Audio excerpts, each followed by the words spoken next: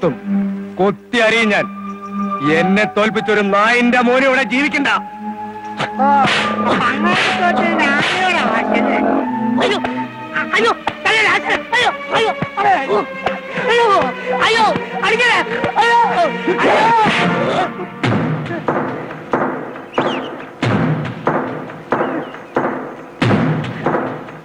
ആനയെ തല്ലുന്ന കാരവടി കൊണ്ട് ആളെ തല്ലരുത്. തല്ലുവിടാ.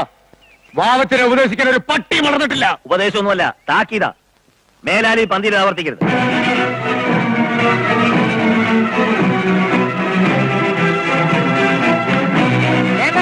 വിട്ടേക്ക്. ഈ തലയ്ക്ക് വട്ടുള്ള കുരങ്ങന്മാര് മൂക്കറ്റൻ ചാരായം കുടിച്ചിട്ട് ഇഞ്ചിയും കൂടെ തിന്നാ എങ്ങനെ ഇരിക്കും? ആ അവസ്ഥയിലാ വാവച്ചനാശാൻ. വട്ട് നിന്റെ തന്തയ്ക്കാ. കണ്ടോ, തന്തയ്ക്ക് പറയുന്നത് മൂത്ത വട്ടിന്റെ ലക്ഷണോ? ബാജ ഇവിടെ വിടാനാ പറഞ്ഞത്.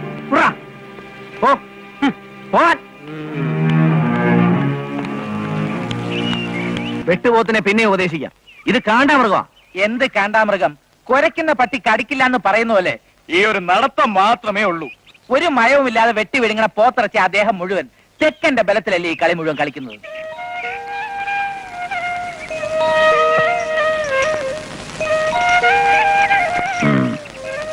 മുറുകപുരം തേരച്ച് തേച്ചാ മതി, കരിഞ്ഞോളും. അപ്പോഴോ സാരമില്ല.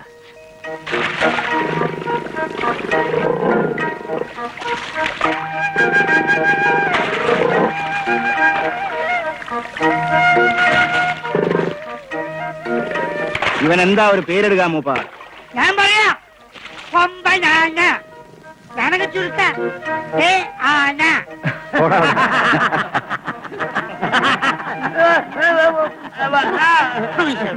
പറ്റിയ പേര് അച്യുതൻ തന്നെ ഇട്. നിനക്കാണ് എന്റെ അവകാശം.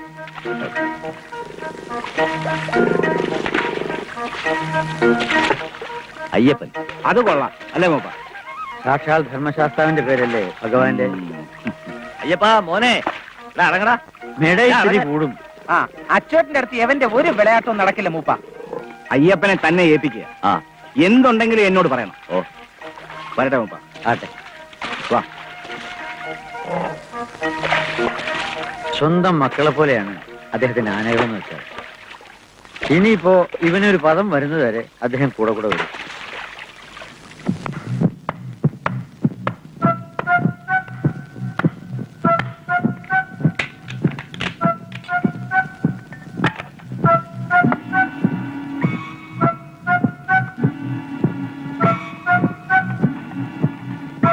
നാശം എത്തി. വെളിവില്ലാതെ നോട്ടം കണ്ടില്ലേ പോണ്ടാരടങ്ങ. എന്താ ഭാവച്ച? കണാരേട്ടൻ എന്തെന്ന് ചോദിക്കാൻ നിന്നപ്പോ ഒരുത്തി തന്റെ ഭദ്രകാളിയെ പോലെ തുള്ളിക്കൊണ്ട് അകത്തേക്ക്. അല്ല, അവൾക്കെന്താ എന്നെ കാണുമ്പോ ഒരു ചൊറിച്ചില്? നിന്റെ മട്ടുമാതിരി അതല്ലേ നിന്റെ ഒരു ഒടുക്കത്തെ കുടിയും. ഞാൻ കുടിക്കുന്നത് അവൾക്ക് ഇഷ്ടമല്ലെങ്കിൽ വേണ്ട.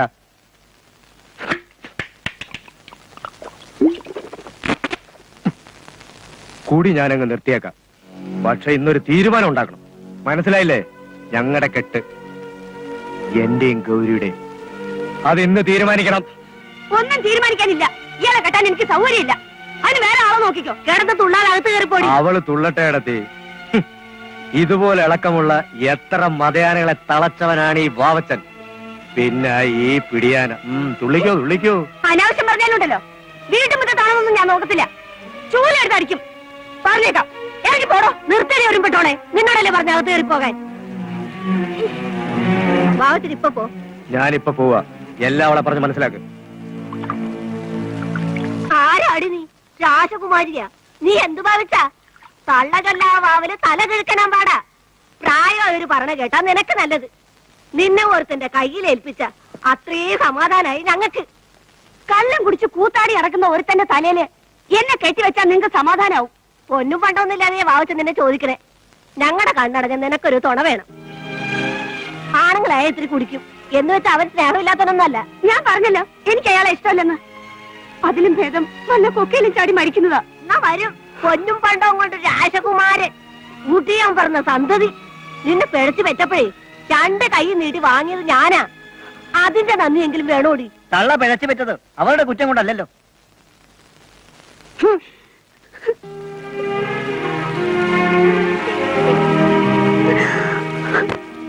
സാരമില്ല.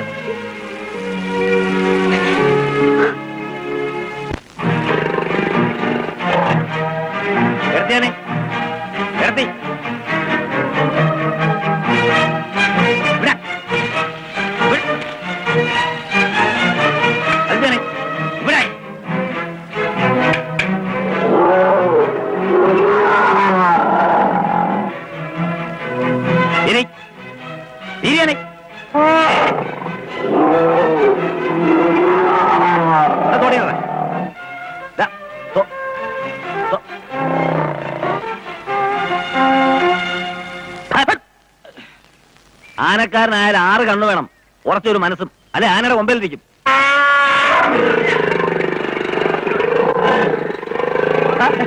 വിളിക്കുന്നു.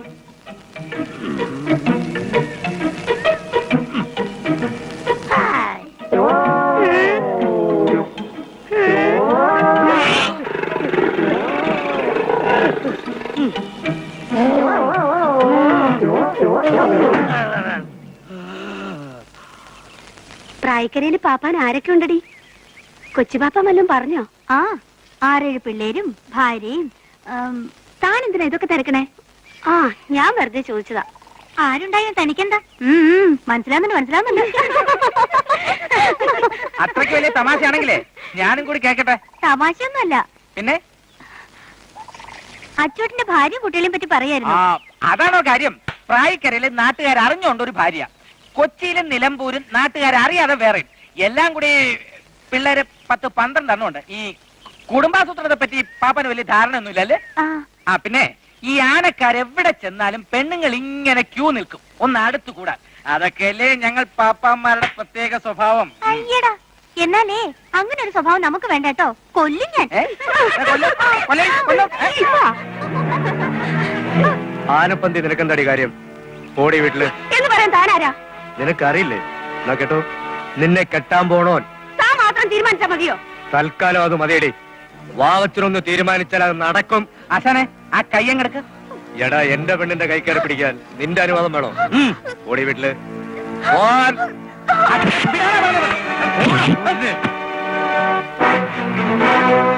എന്റെ ആശാനാണല്ലോ എന്ന് കരുതി ഇത്രയും നാൾ ഞാൻ ക്ഷമിച്ചു. കയ്യും കെട്ട് കൊള്ളുന്നതൊക്കെ അങ്ങ് നിർത്തി. ഇനി ആവശ്യമില്ലാതെ എന്റെ നേരെ കൈ ഓങ്ങിയാൽ ഓങ്ങുന്ന ആ കൈ ഞാൻ വെട്ടും. നീ ഞൊട്ടും.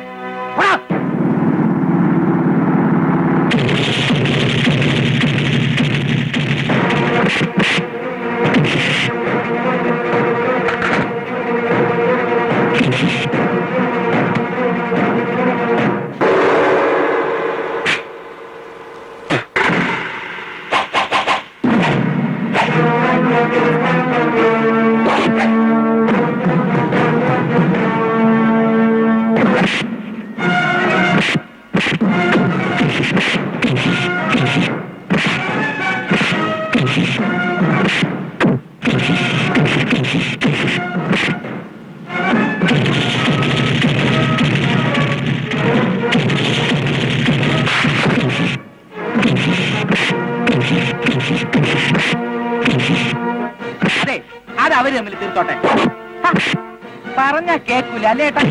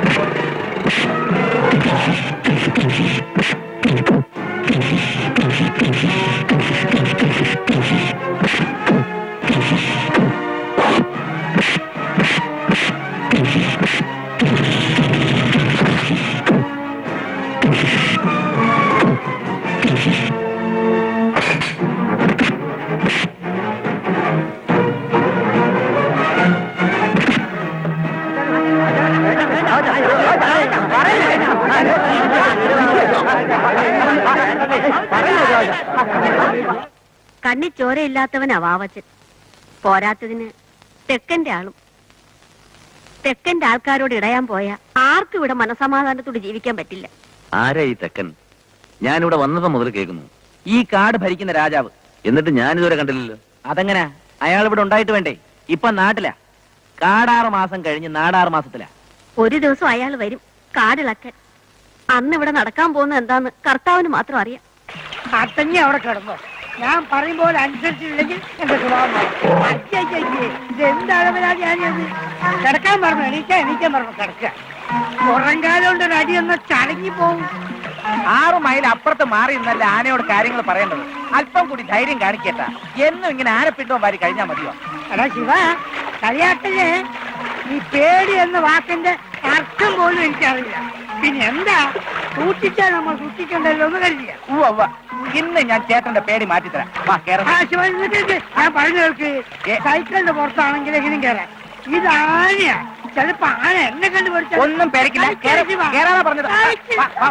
കാല് വെച്ച് കേറാം. അങ്ങോട്ട് കേറ്. ആ, ഞാനിവിടെ ഉണ്ട്. ആ, കേറിക്കോ. കേറാൻ. കേറിയേട്ടാ. ആ, ആ, ആ, ആ. പൊന്നു പോലെ ശിവ, ആന എന്നെ കണ്ടിട്ട് പേടിച്ച് പറയ്ക്കുന്നു. മോനെ എന്തൊരു സുഖം മോനെ. ഇത് നേരത്തെ അറിഞ്ഞിരുന്നെങ്കില് 2 ദിവസം മുമ്പ് കയറിയിട്ടായിരുന്നു അല്ലേ.